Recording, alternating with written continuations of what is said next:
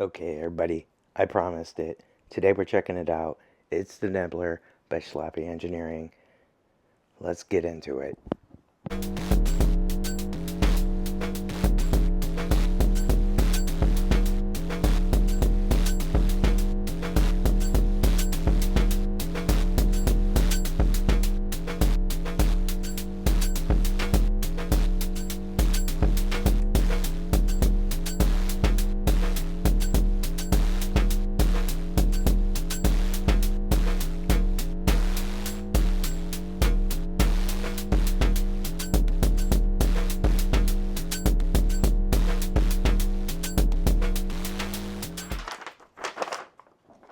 All right, I had the manual here. So, if you don't know what the Nibbler is, I mean they call it like a 4-bit accumulator, which probably you're like, well, what the hell is that, right? So the Nibbler, in simplest terms, it counts, right? So it and it's counting in binary, right? So from like 0 to 15, and but it depends on the switches, right? So every time I get the clock pulse, it looks at the positions of all the switches, and then it's either gonna like add. So currently, I have the add switch in the add position, and you know all these positions switches are down except for this one, so it'll add one every time it gets a clock. Right. So if I flip this one, then it's gonna add, 3 every time it gets a clock. And what's that meaning? I mean, you can see the gates here as I flip them because there is no clock, right? So as I flip the first one, you're seeing this gate come on. This is now, 3. This is 2. Right? I mean, so it's basically exactly binary, right? So with nothing, you have none of the gates are active. With 1, you're gonna have the first gate active. With 2, you're gonna have the second. With this, you're gonna have this. And with the 8, you're gonna have the 8, right? So I mean, it's just going through each time it gets the clock pulse, and in a minute I'll connect up a patch and we can take a look at it. Alright, so really quick, I just ran some of the gates from the Nibbler to some of my drums here. So I have the carry output, which goes high whenever this thing counts above the 15, basically. That'll go high. So that's going to my kick in this situation. And then below that, the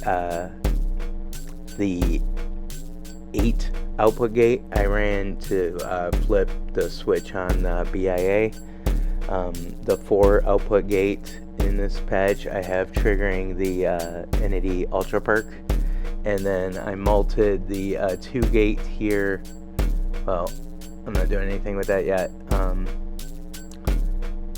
Yeah, I multed the 2 gate and I'm running that to the trigger on the BIA to trigger that. And then I took the stepped voltage output and ran it over to the CV Mod 8, and I'm just sending it to some different modulation destinations here. So the Nibbler, it produces the 2-step output voltages based on the position of the switches, and the second stepped output voltage is you can offset it using these offset switches, basically. So right now, just subtracting 2, I have this beat going. I didn't plug anything into the bottom gate because I'm subtracting 2, so the 1 gate will never go high, right? In order for that to go high, I would have to like subtract by an odd number or add by an odd number, so the 1 switch would have to be up. And you can see, yeah, I can switch my beat a little bit.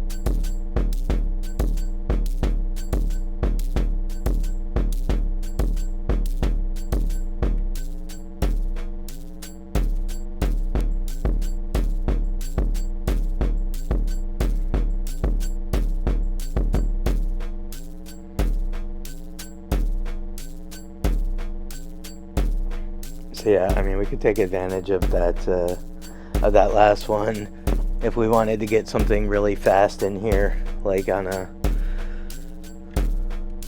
switch off or something. All right. So I ran the one gate that wasn't getting activated up to the Crust by Bastl here. So I brought in yet another drum, and if I flip that one switch, we can get the hits from the Crust in there.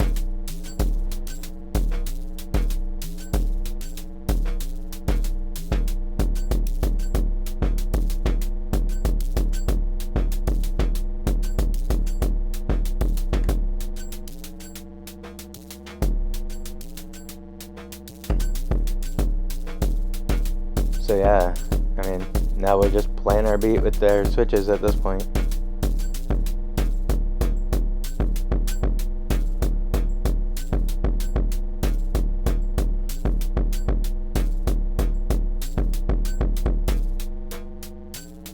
And it's probably not gonna, like, the nature of the nibbler, it might not produce something you like at, you know, every position these switches can go into. And because it's counting, like, sometimes you can maybe throw it off a little bit, you know, if you flip the switches at the wrong point in time, or you know, add by a weird number or something. And so they do put the reset button back on there, right? Or, I mean, you can always just go back to counting by one and then flip again when you want.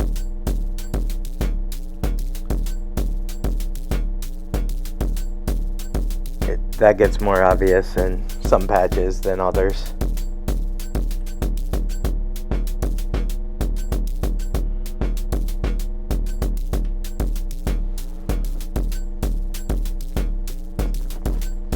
I'm going to take this second stepped output here and run it to check out our volt per octave on the Ultra-Perc.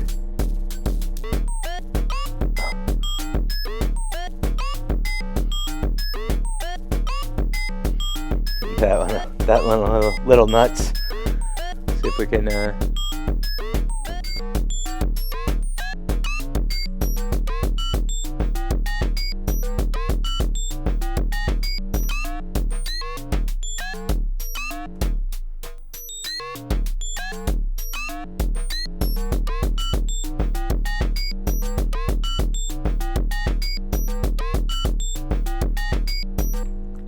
reset for a second.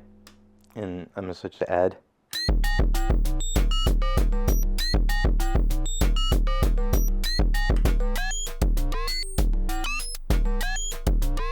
You see that, yeah, we get completely different beats.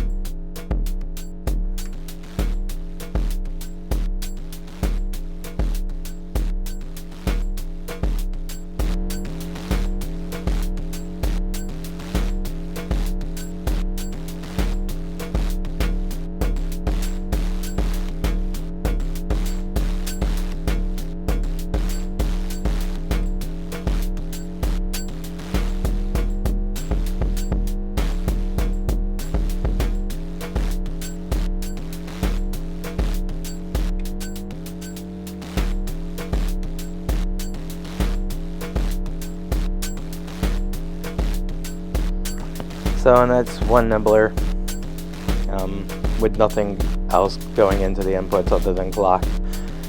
Alright, so I mean we can take it even crazier from there. So I'm gonna run like one of these crazy LFOs here from the Ochd into my data input on the Amnis. See if that starts triggering.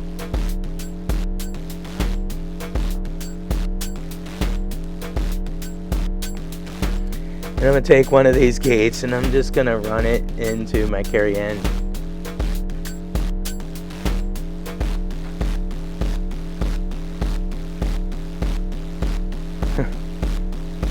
Right now, I mean, that kind of got stuck, I think, right? Because it's being triggered by the nibbler itself.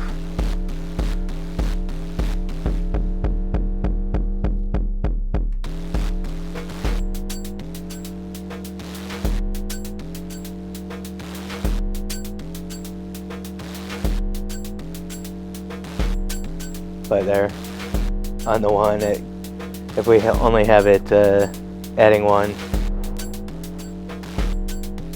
it'll trigger when it goes through. But otherwise, I think it's getting more stuck. Well, yeah.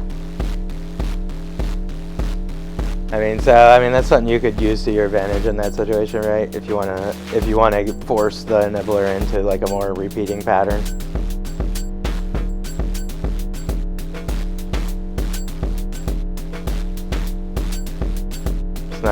It's not gonna trigger the, well, there it goes. I lied.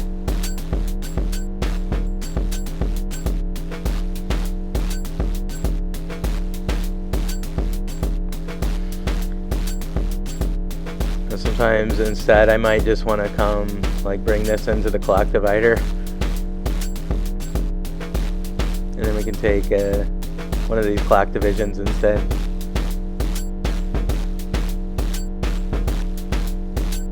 And yeah, you can get some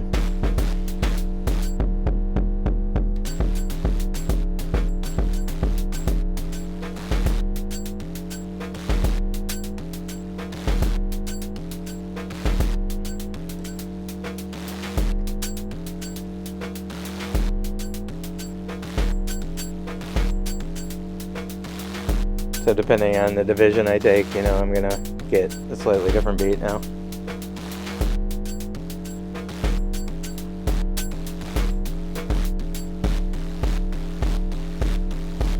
And because I'm also driving this out from one of the nibbler outputs, that's going to affect how the clock divider is working. I could clock that normally too. Let's see. Instead I'll just so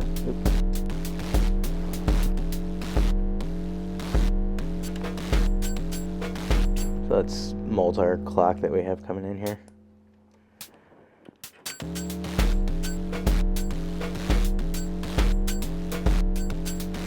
And then that's gonna force it into like a different type of repeating beat that matches the clock a little more.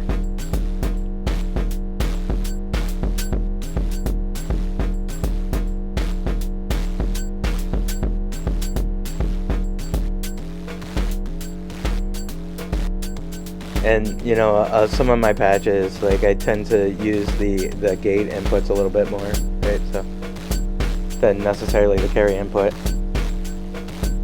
Carry input is usually meant for chaining like two of the nibblers together,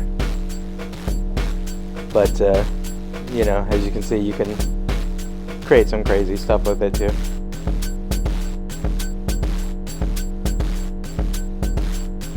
So yeah, I mean, this is using the clock divider into like one of these gate inputs is, I think, a great way to get more of like that repetitive pattern out of the nibbler. Make it a little more predictable.